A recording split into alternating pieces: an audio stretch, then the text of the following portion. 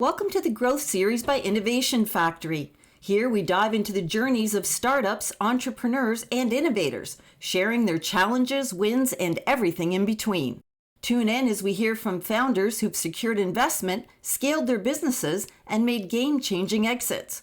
Whether you're just starting out or looking to take that next big step, we're here to inspire and guide you on your path to success. Today you're listening to Hi, my name is Matthew Sheridan, and I'm the CEO and founder of NIX Sensor.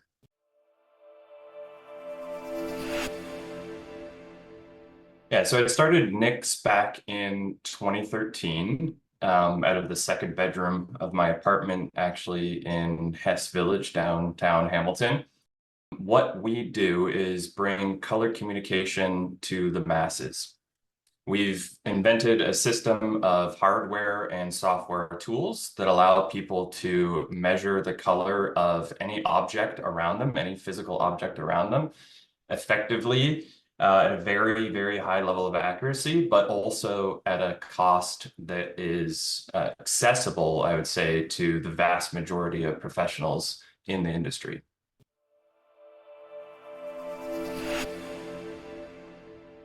I originally came up with the idea for NIX actually working with the Innovation Factory on a bunch of different ideas. I was a contract engineer at the time that was brought in to solve problems that were actually, up until that point, unsolvable for other clients.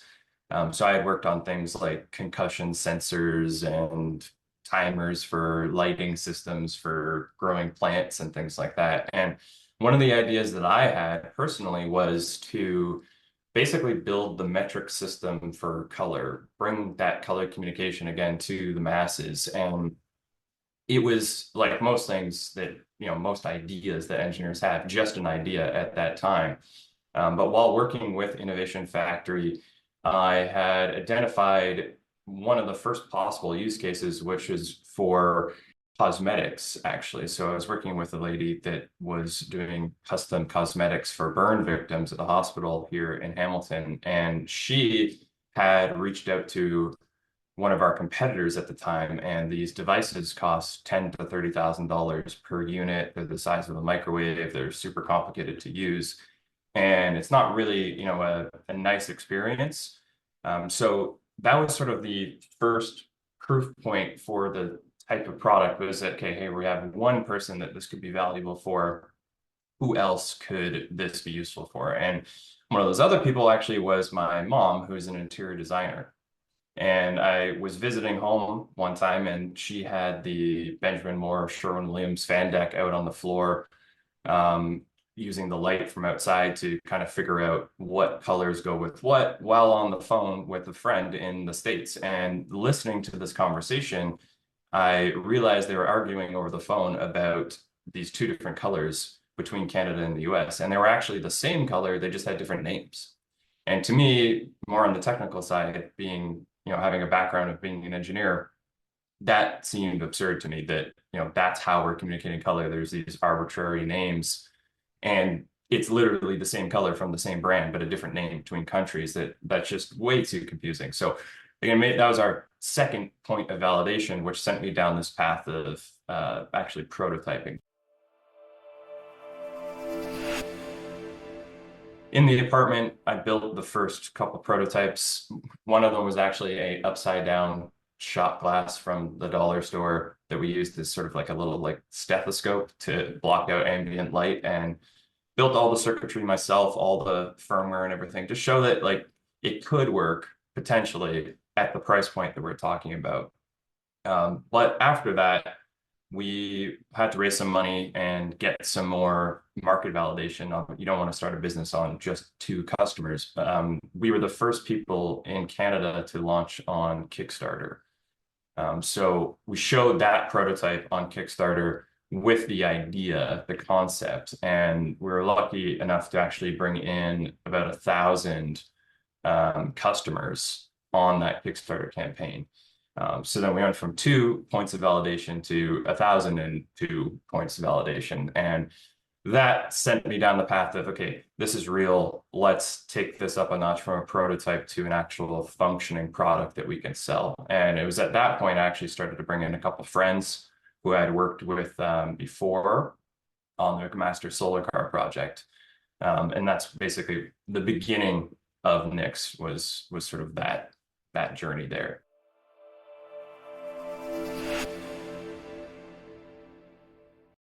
Yeah, at the beginning of our journey, there were really two major competitors to what we were trying to build.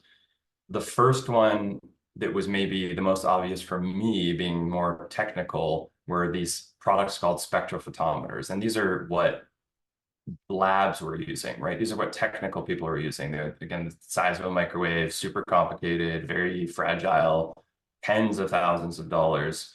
And what that does is show you the spectral curve of an object. It breaks apart the spectrum, like if you picture the high school science experiment with a prism and it breaks it apart into a rainbow. It does that for the material that you're measuring, and it does that very, very accurately and scientifically. Those products were great, but again, that's not what you want as an interior designer or in cosmetics or in other types of fields that are more art related. So that's the first competitor, and that was just not feasible, right? That the price point and the complexity didn't make any sense. The other one that was more applicable at the time and still is today, our major competitor, is just the analog fan decks. So everyone around the world basically adopted this system of samples, and you've probably have seen this if you go to Home Depot. There are little pieces of paper with colors on them. That's how you buy paint. That's how most industries worked then and still work now. And really like 95% plus of our competitors are these fan decks. And that's true for cosmetics. Like when you go to Sephora, you see a palette of samples, right? They're physical samples. When we work with customers on egg yolks, there's actually like an egg yolk fan deck that all the eggs of the world are graded on. There's one for salmon, there's one for steak, there's one for plastics, there's one for tulips, there's really every possible combination you could think of. Some of these that are branded, people might recognize as well: Pantone, NCS, and RAL. These are proprietary systems that people have made in mostly around in the 1970s to communicate color. These analog fan decks, they don't really measure color though, right? They're just comparison, like you're comparing with your eyes. They're a way that you could phone someone and say, hey, I want my product made in XYZ 123 color. Open your deck, I'll open mine, and then we can talk. It solves that problem of, hey, is the red that you see the red that I see? Like, are we talking about the same thing? But it's not scientific like the spectrophotometer was. So we kind of said at the very beginning of the company, let's be the middle between those two, like the bridge. So our major goal is to take people on these fan decks and upgrade them to a digital system. The digital system then can hold unlimited numbers of colors. Our NIX platform right now, called the NIX Toolkit, has over 200,000 paint colors in it. And we sell our NIX Mini for approximately the same price that it costs to even make the paper fan deck. So for most painters and people like that, it's a no-brainer to switch to that. Then you have the benefit as well on the hardware, though, of blocking out ambient light. It has its own calibrated light source on the inside. It doesn't get confused by if you're outside or inside, or shadows or optical illusions, all these sort of things that humans have problems with, right? So you go up a level of accuracy, you get to collect all the information, the data, you can email it to people, you can share it for approximately the same price and complexity as just the paper fan deck.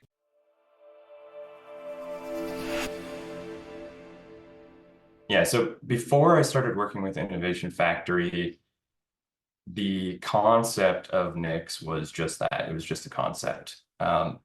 Trying to figure out if something's worth your time and effort from a development and an investment standpoint is really one of the biggest challenges for any entrepreneur, I would say. You and I can sit down and come up with 1,000 ideas today, right? But which one do you want to actually work on, and which one do you want to dedicate money to, and in a lot of cases dedicate your life to, right? So that was probably the biggest problem I had, and I think many people have, before talking with Innovation Factory. And sitting down with them and the mentors and the advisors and using those resources allowed me to narrow down from a number of different ideas down to NIX and then develop that even further through the process. When we first started working with the Innovation Factory, really general business advice was kind of interesting for myself, I know, and for many others that I was working with, my peers.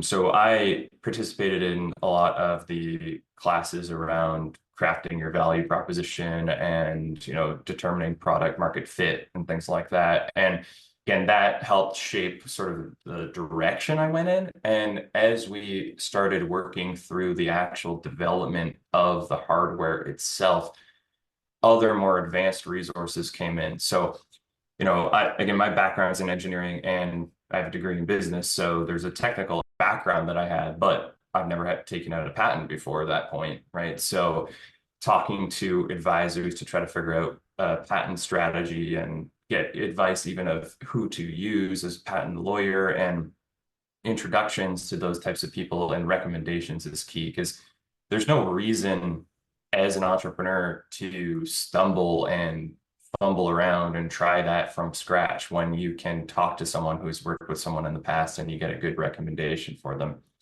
After that, it was all about investment as well. So we got the prototypes working. We proved to the market this is something that we could do. We launched on Kickstarter. We raised some money for those original first units. But how do you take the business to the next level? They helped us build a investment plan, pitch deck, and actually made some of the first introductions to investors and really got that snowball rolling. The way that I see it is they're sort of the librarians of resources. So they have a lot of resources in-house, but you can go to them and say, hey, I'm looking for this particular thing. How can you help me find that? And that's one of, I think, the most beneficial aspects of Innovation Factory is the connection to resources all across Canada, all around the world. And if you just ask, you have a whole team of people trying to find those resources for you.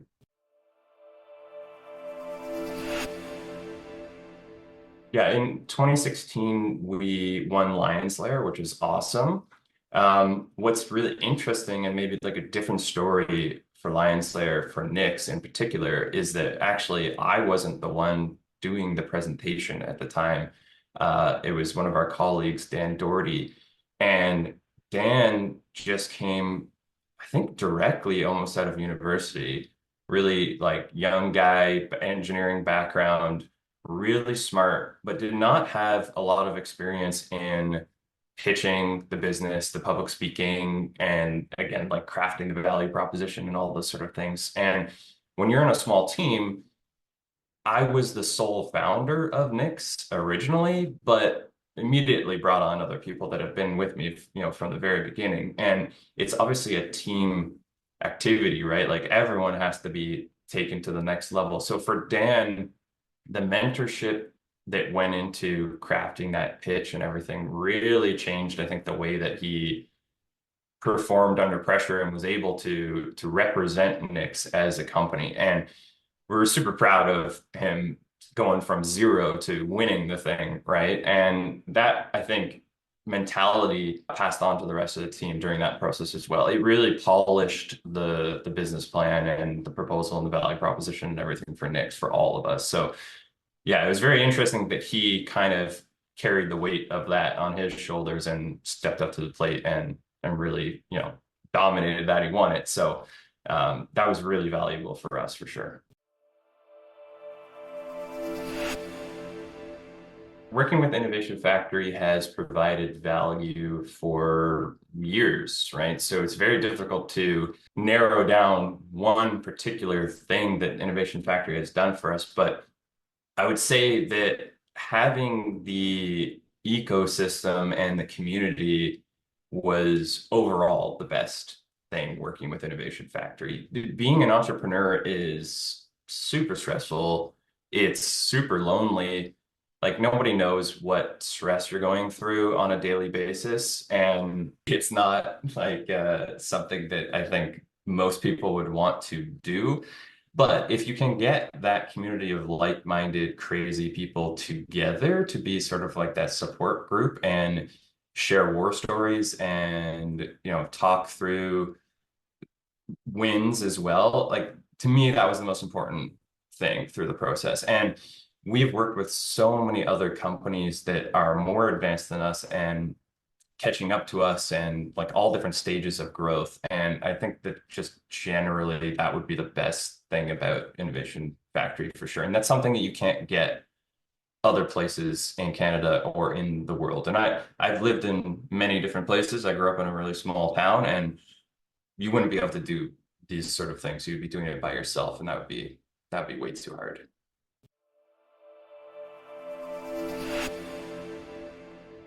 COVID-19 was super difficult for us at NIX because there's two aspects. One was that it made it very difficult for us to travel around and work on sales activities, obviously, right? Talking to customers became difficult.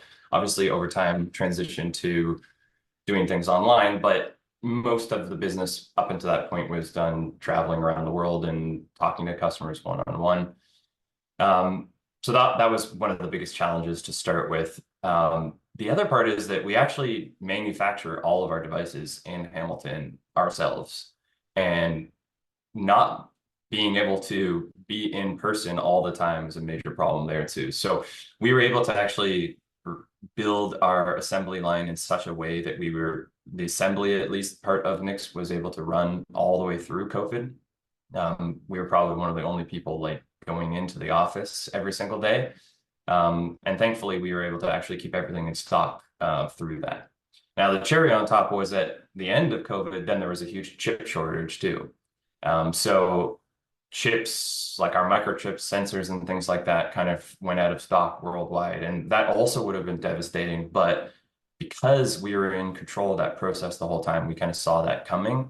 It was a tough time, obviously. It was like one of the worst times ever for a hardware business. But because we control that system end to end and we do the manufacturing here in Hamilton, we were able to weather that storm and again stay in stock the whole time. And we did that all out of Innovation Park, actually. So we were just a couple floors above Innovation Factory. The whole assembly line was there at that time.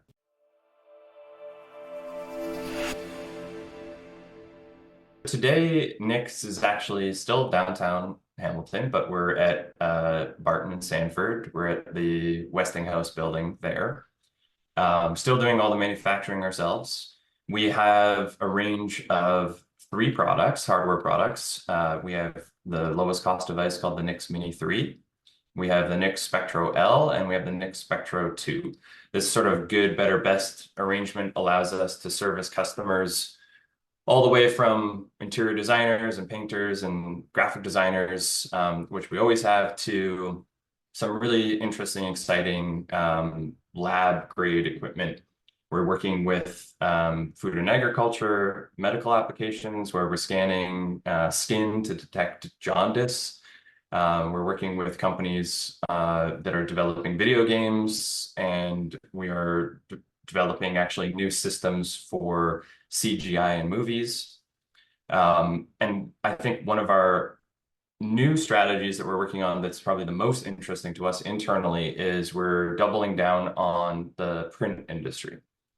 So we started in paint and cosmetics, but print obviously is another very color-oriented industry, and it's been very underserved by our competitors in the market. So the really high-end printing facilities do have these spectrophotometers, but the mom and pop shops and even medium-sized facilities don't necessarily have access to all the technology. So we've brought on some experts from the print industry into NIX, and we've developed a whole new software platform we call the NIX Print Pro.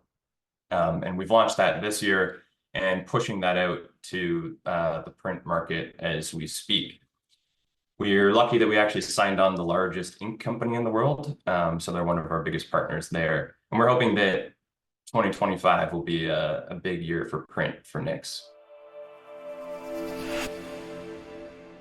one of the biggest challenges as an entrepreneur or an inventor or an engineer or someone who's building a project, one of the biggest challenges that you're going to have is trying to figure out like when is it done? What am I actually building and when am I going to ship? Um, Hardware products in general are even more difficult because of the cost. So we provide software and hardware solutions at NIX, but the hardware generally, right, could cost millions of dollars to bring something to market. So you better be right or as close to right as you possibly can be. So from the very beginning of NIX, we've always tried to ask people to be involved in that development process before we release something. And we've tailored our system to be as efficient on the iterations as possible. All the way back to the very beginning, out of the second bedroom of the apartment in Hess, this was kind of like pre-rapid prototyping. We still etched our own circuit boards with acid in the kitchen and built all these things ourselves because if you could get a prototype the next day, it's probably going to be wrong and you could fix it rather than wait 3 months for something to come, FedEx to you from China or whatever it's going to be made. We also, because we build the units ourselves, we're very connected to the efficiency of that process and we're pretty ruthless in removing inefficiencies. So we have a bunch of patents actually on how the device is manufactured. Our devices have maybe 10 times less components than our competitors. And that all didn't happen at the same time. It was an iterative process, but that's something that now I would say gives us a competitive edge. So I would say to any other entrepreneurs or again, inventors or business people out there that you want to try stuff with customers. You want to ask them before you develop the product. You want to build a team of people that you can trust to ask those questions. And you want to prove it as much as possible before you spend the money on development and launching it out to the world.